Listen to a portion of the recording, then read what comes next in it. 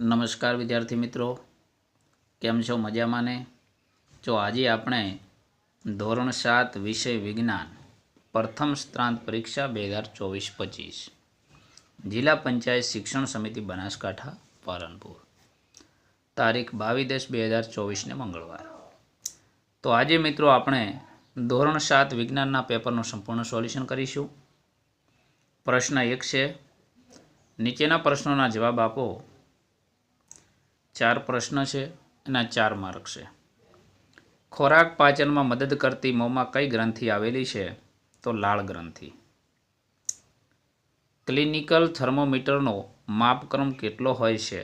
તો મિત્રો ક્લિનિકલ થર્મોમીટરનો માપક્રમ છે 35° થી 42° હોય છે. પ્રશ્ન 3, ઉષ્મા પ્રસરણની કઈ પ્રક્રિયામાં માધ્યમની જરૂર નથી? તો મિત્રો ઉષ્મા પ્રકરણની ઉષ્મા વિકિરણની પ્રક્રિયા છે, એમાં કોઈ પણ માધ્યમની જરૂર પડતી નથી. એના પછી મિત્રો પ્રશ્ન 4 છે, માછલીને શ્વસનમાં મદદ કરતું અંગ કયું છે? તો માછલીને શ્વસનમાં ઝાલર એ મદદ કરતું અંગ છે.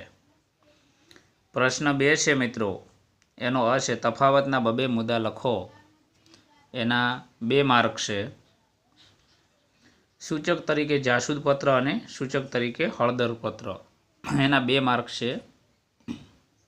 પછી બ છે, ભૌતિક ફેરફાર અને રાસાયણિક ફેરફારની ઘટનાને પદાર્થના દેખાવને આધારે ઓળખી બતાવો.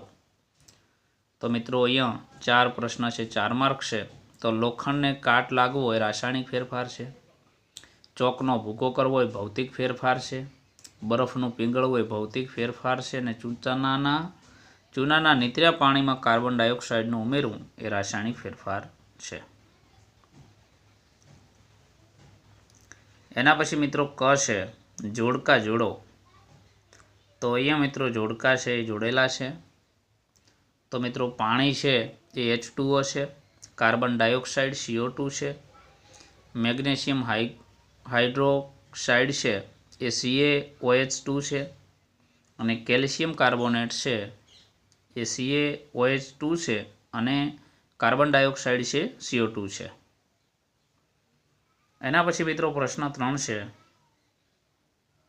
વર્ગીકરણ કરવાનું છે. ઉષ્માના સુવાહક અને ઉષ્માના મંદવાહક પદાર્થોમાં વર્ગીકરણ કરવાનું છે.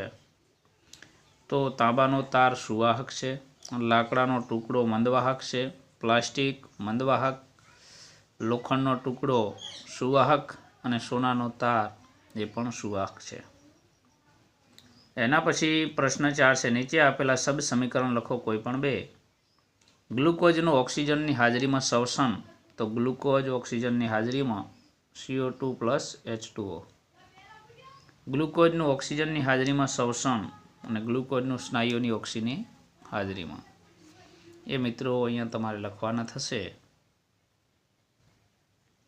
એના પછી પ્રશ્ન 5 છે મિત્રો, અહીંયા પ્રશ્નો છે એ કોઈ પણ 5 લખવાના છે. પ્રશ્નો મોટા છે એટલે એ છે એ તમારે શોધીને લખવાના થશે, કારણ કે પ્રશ્નો મોટા છે એટલે એના જવાબો લખવા માટે તમારે બુકની અંદરથી શોધવા પડશે. એના પછી મિત્રો પ્રશ્ન 6 છે, આકૃતિ દોરી નામ નિર્દેશ કરવાના છે.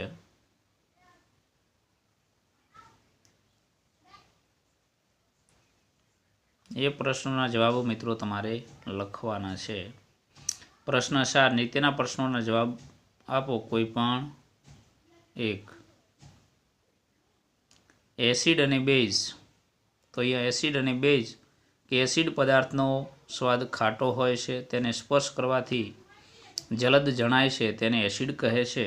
બેઝ જે પદાર્થોનો સ્વાદ તુરો હોય છે, તેમને સ્પર્શ કરવાથી સાબુ જેવા ચીકણા જણાય છે, ચીકાશ હોય છે, તેને બેઝ કહે છે.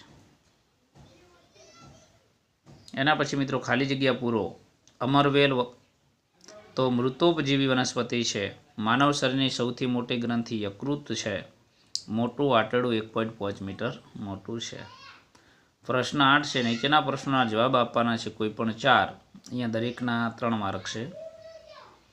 એ પ્રશ્નો મોટા હોવાથી મિત્રો તમારે બુકની અંદર જોવાના રહેશે. બુકમાંથી જોઈ અને એ પ્રશ્નોના જવાબો લખવાના રહેશે. તો થેન્ક યુ મિત્રો, આભાર.